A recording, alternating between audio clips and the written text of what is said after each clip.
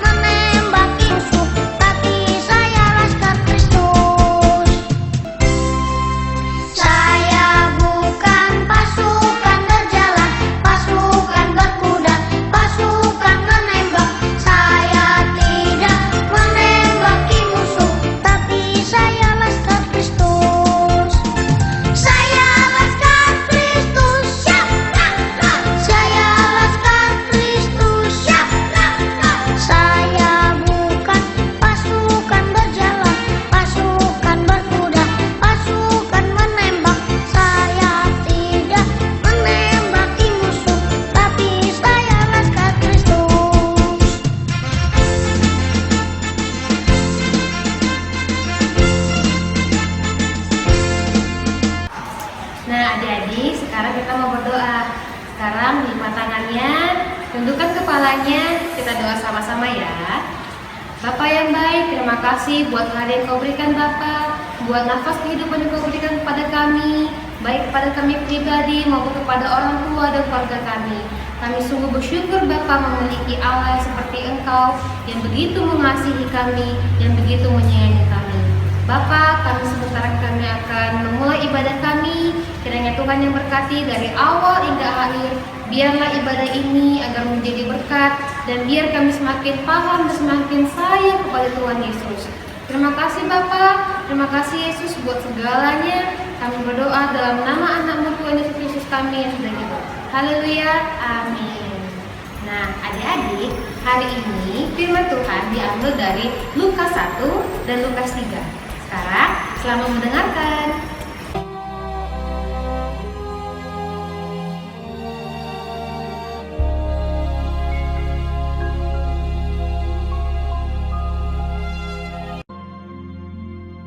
Pada zaman Herodes, Raja Yudea,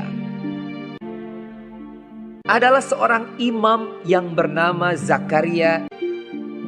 Istrinya namanya Elisabet. Dan ia pun melahirkan seorang anak laki-laki. Namanya adalah Yohanes. Dan Zakaria, ayahnya, penuh dengan Roh Kudus, lalu bernubuat. Katanya, Terpujilah Tuhan Allah Israel, sebab ia melawat umatnya dan membawa kelepasan baginya. Dan engkau, hai anakku, akan disebut Nabi Allah yang Maha Tinggi, karena engkau akan berjalan mendahului Tuhan untuk mempersiapkan jalan baginya, untuk memberikan kepada umatnya pengertian akan keselamatan yang berdasarkan pengampunan dosa-dosa mereka. adapun anak itu bertambah besar dan makin kuat rohnya. Dan ia tinggal di padang gurun sampai kepada hari ia harus menampakkan diri kepada Israel.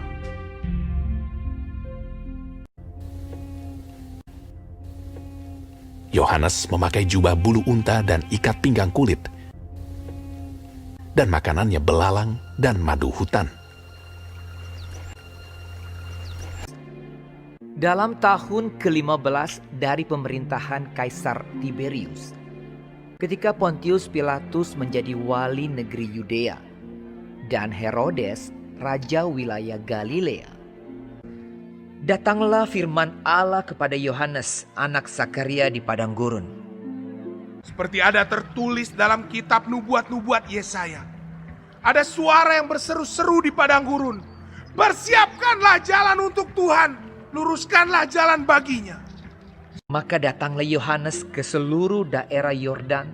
Lalu ia berkata kepada orang banyak yang datang kepadanya untuk dibaptis, dan menyerukan, Bertobatlah dan berilah dirimu dibaptis, dan Allah akan mengampuni dosamu.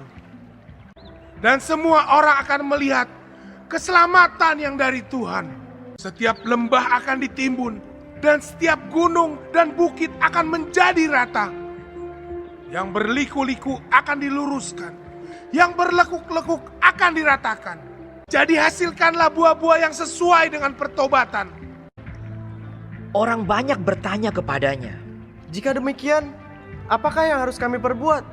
Jawabnya, Barang siapa mempunyai 2 helai baju, dan barang siapa mempunyai makanan, hendaklah ia membaginya dengan yang tidak punya.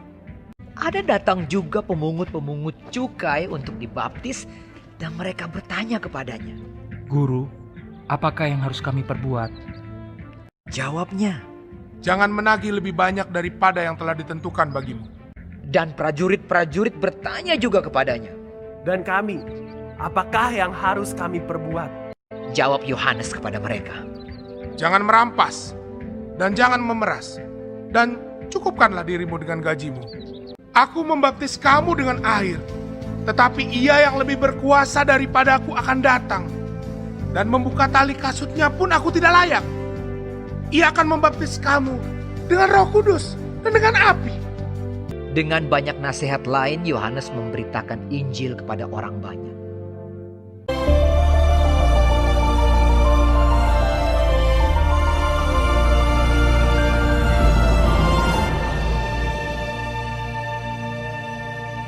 Adik-adik, pasti semua pernah dengar nama ini. Kakak sebutin ya.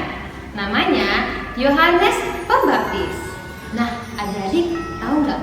Hebatnya di Alkitab telah tertulis di dalam Yesaya 40 ayat 3-5 bahwa Yohanes spesial dipilih Tuhan menjadi utusan dengan tugas yang spesial juga.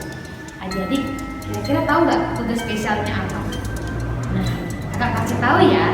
Tugas Yohanes adalah sebagai utusan Tuhan untuk menyatakan kedatangan Tuhan Yesus di dunia.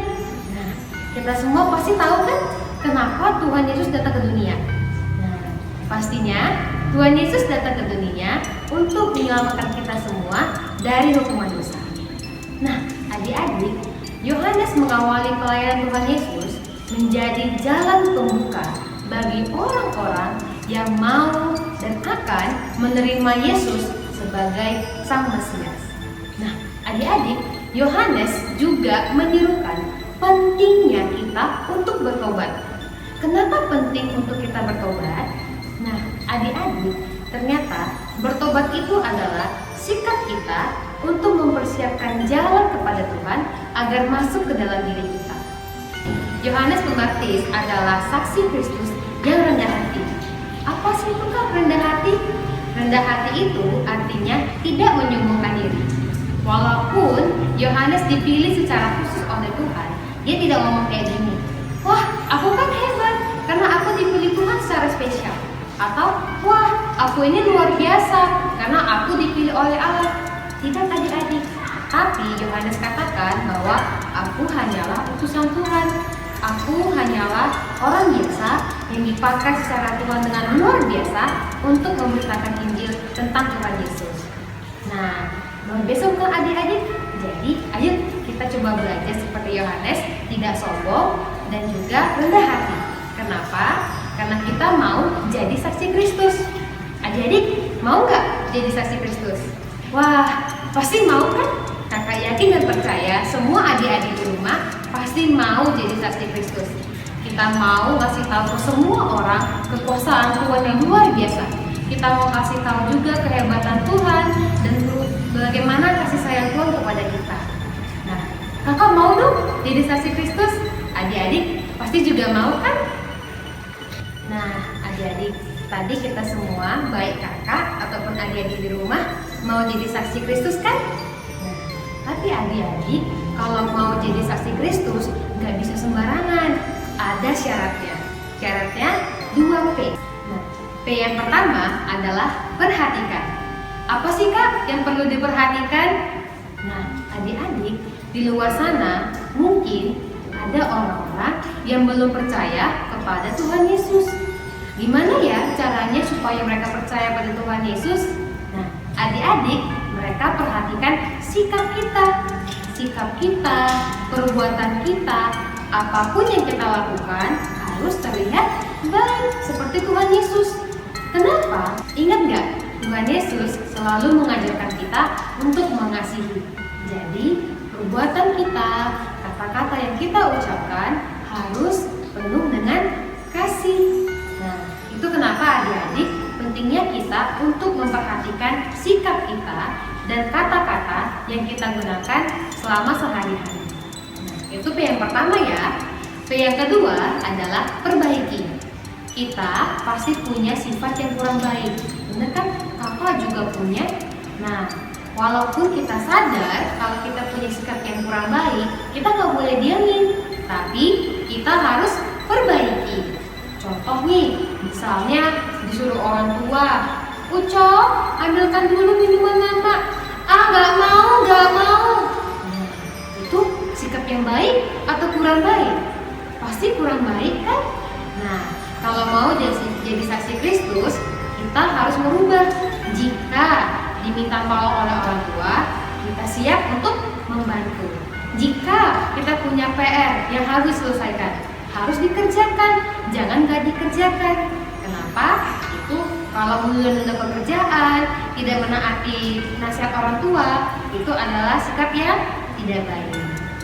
Nah, adik-adik, sekarang adik-adik paham kan bagaimana syaratnya untuk menjadi saksi Kristus?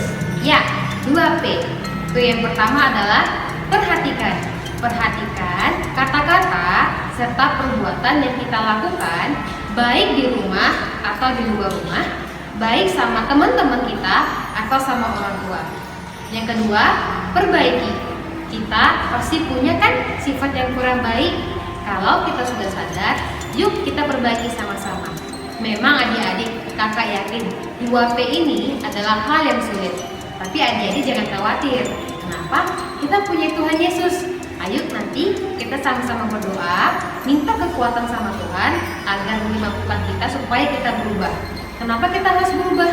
Karena kita mau jadi saksi Kristus yang luar biasa.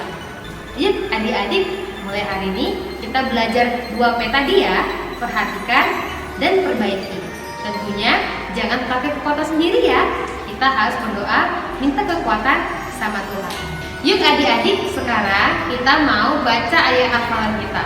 Saksi Kristus, siap? Siap dong. Nah, ayo kita buka Lukas 5 ayat 32. Kita baca sama-sama ya. Lukas 5 ayat 32. Aku datang bukan untuk memanggil orang benar, tetapi orang berdosa supaya mereka bertobat. Mari kita berdoa. Bapa yang baik, terima kasih Bapa buat firman-Mu yang telah mengajarkan kami untuk menjadi saksi Kristus. Bapa, kami mau jadi saksi Kristus yang memperhatikan setiap langkah, setiap perbuatan, setiap perkataan kami Bapa. Bapa, mohon kiranya Engkau bantu kami agar menjadi anak-anak yang baik dalam perkataan, perbuatan, baik kepada orang tua maupun teman-teman kami dimanapun kami berada. Bapa, kami juga mau berdoa Bapa kiranya Engkau membantu kami agar kami mau memperbaiki sifat-sifat buruk kami Bapa. Engkau yang tahu isi hati kami Tuhan, kiranya Tuhan yang pimpin, Tuhan bantu kami agar kami menjadi saksi Kristus yang Engkau kehendaki. Terima kasih Bapa buat firman-Mu dan segala berkat-Mu. Kami berdoa dalam nama anak-Mu, Tuhan Yesus kami yang hidup. Amin. Oke adik-adik, ibadah kita sudah selesai. Semangat ya saksi Kristus. Sampai berjumpa minggu depan. Dadah, selamat hari Minggu.